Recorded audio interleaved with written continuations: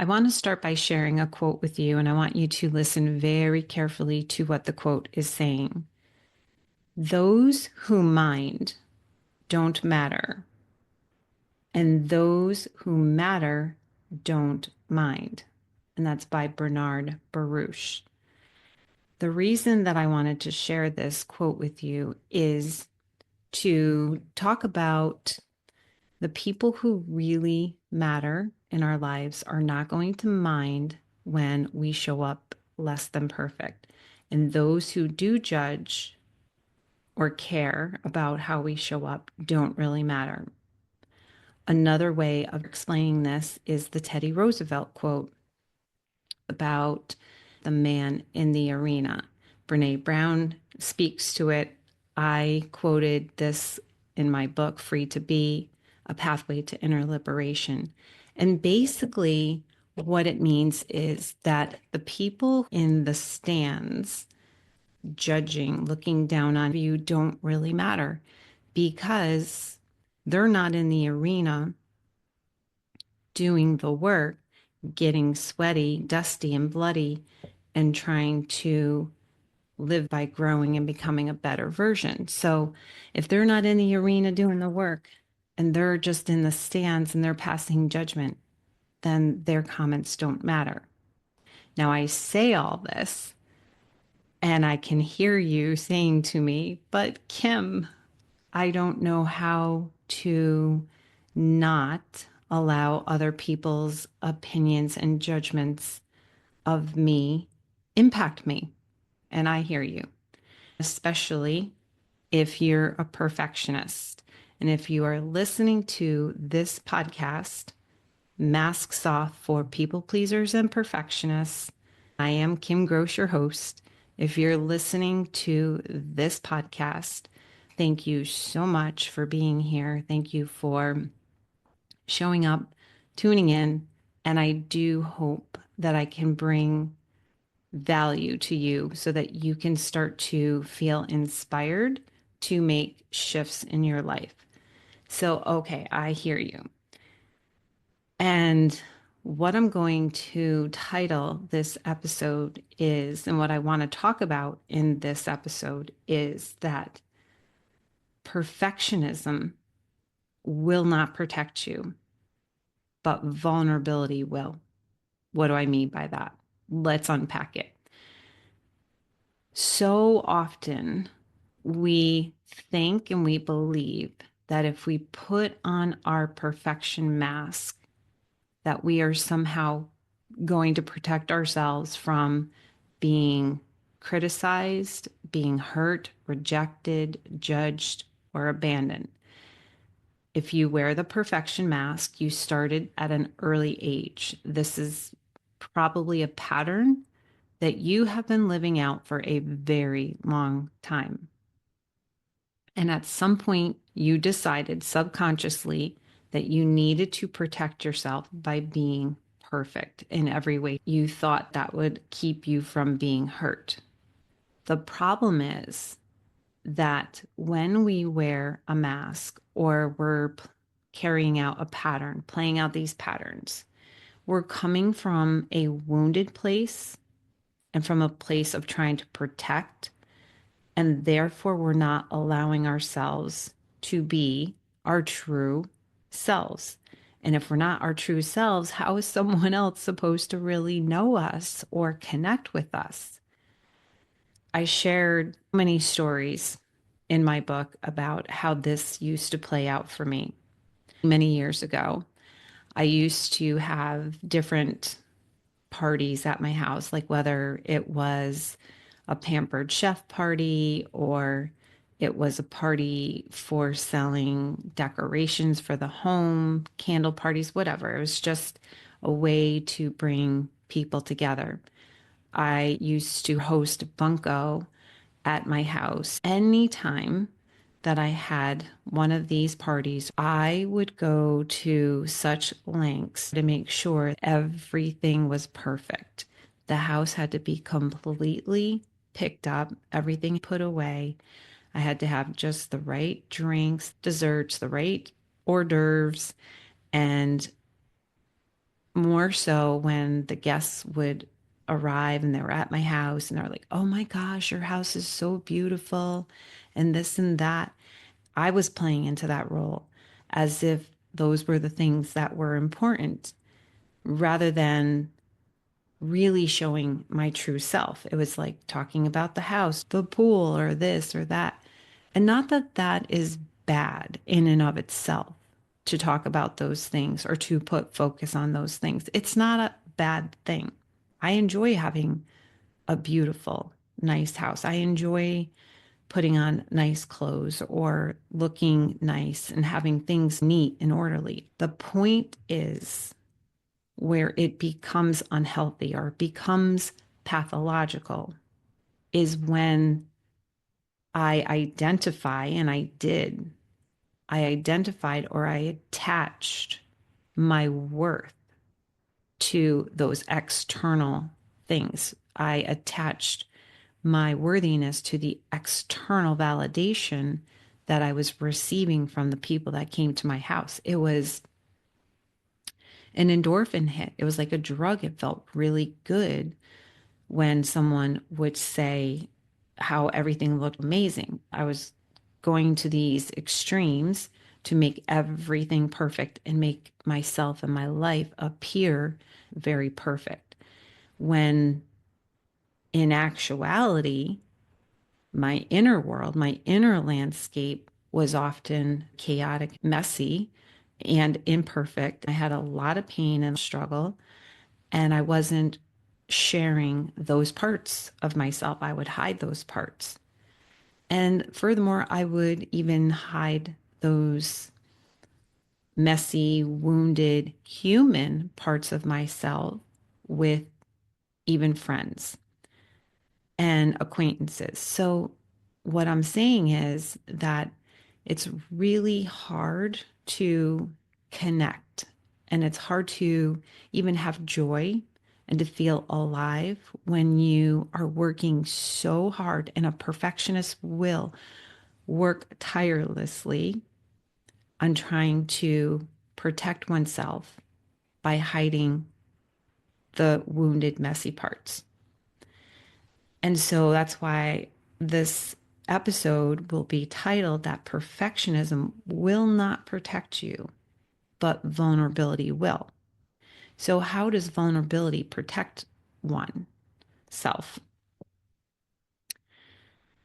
So, it doesn't like necessarily protect you, but it allows you to just be your true self. You don't have to work so hard at being perfect because perfection, number one, is an illusion. There is no such thing as being perfect. We just can't do it. And if we have an expectation that we show up perfectly or that we get things done all at once or we learn something new and we have to get everything right and right away, all of those things just put an enormous amount of pressure on us.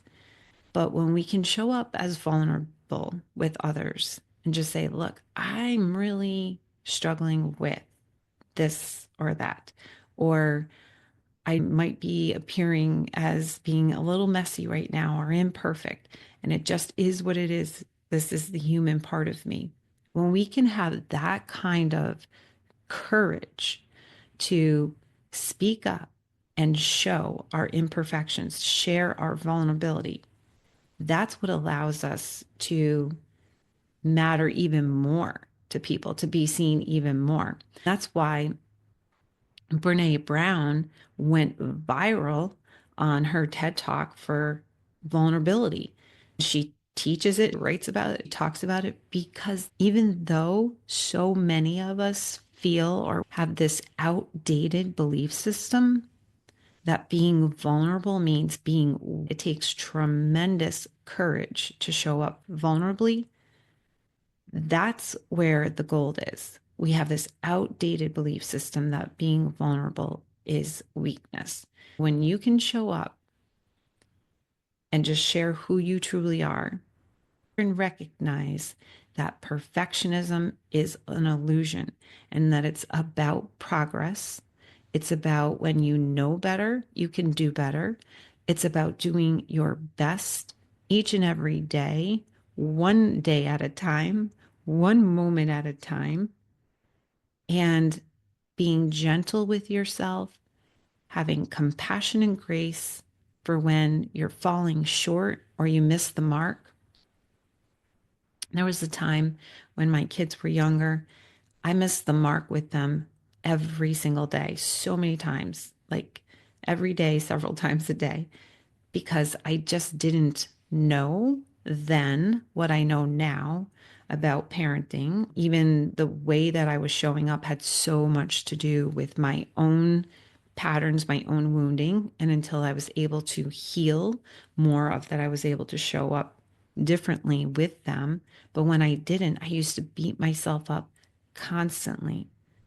Hey, it's Kim here, interrupting your regularly scheduled podcast episode to let you know about an opportunity to go deeper into this work. I invite you to head over to Amazon.com and pick up your copy of my book, Free to Be: A Pathway to Inner Liberation. If you are looking to unhook from people pleasing and perfectionistic patterns, if you're looking to have a better way of identifying your patterns and then how you can unhook so you can be free to step outside your comfort zone, free to have more meaningful relationships in your life, free to be your true self without hiding behind a mask any longer. If you desire any of this, then I encourage you to pick up your copy. And if you enjoy my book as much as I loved writing it, please go on over and leave a review on Amazon. You can leave a star review or written review. Now back to your regularly scheduled podcast episode. I had such mommy guilt. It was crazy how much pressure I put on myself because I kept missing the mark. See what their unmet need was. I was reacting rather to their behavior when they acted out rather than seeing what they truly needed. I was expecting to be this perfect mom and have it all together, and I didn't. I even wrote in my book, which is crazy when I tell this story and I think about it, is that because I was with my first child, I was a new mom, reading all the books, trying to do all the right things. And at the time, I was reading how important it is that your kids eat their fruits and vegetables. And so when my son was 2, and we were at the dinner table one night, he was strapped into his little booster seat, and I had his food laid out on the tray. He had some chicken nuggets and maybe some mac and cheese, and he had broccoli. He ate the chicken nuggets, he ate the mac and cheese, but not the broccoli. And I'm so embarrassed to even share this, but again, vulnerability is the key. So I'm going to share it and say, because I didn't know any better, that I made him sit in the chair until he would eat his broccoli. And he sat there for 2 hours crying on and off. At times, I had to leave the room because I couldn't handle the crying, but I would check back in on him to make sure he was safe. And lo and behold, at the end of the story, I didn't even make him eat it. I finally gave in. So, what did that teach? Absolutely nothing. So, my point is that when we're trying to be perfect, it just doesn't work. And my other point was that I had such mommy guilt, put so much pressure on myself to be this perfect person. As the years have gone on and I've done my inner work, I work on myself every day to improve and to heal those parts of me that were originally triggered when I was a child, and what taught me that I had to be a perfectionist and a people pleaser and a performer, thinking that that was going to protect me somehow, and it absolutely did not. So it's about recognizing that there is no perfection. We're all imperfect, messy humans. And the key to having more paradise in your life is to be vulnerable. There was a time, maybe about a year or two ago, when I was invited to be on a podcast with two other women. One woman was a lawyer, and the other was a CEO at a company. And then there was me, a podcaster and a stay-at-home mom. A quarter of the way through, the host of the podcast is asking us questions on imposter syndrome. The other two women are giving these really intellectual, well thought out responses. And I was in such panic mode. I was in fight, flight, or freeze. And when we're in that part of our brains, we can't think straight. We're not using our prefrontal cortex. So I was completely offline. I was frozen. My hands were sweating.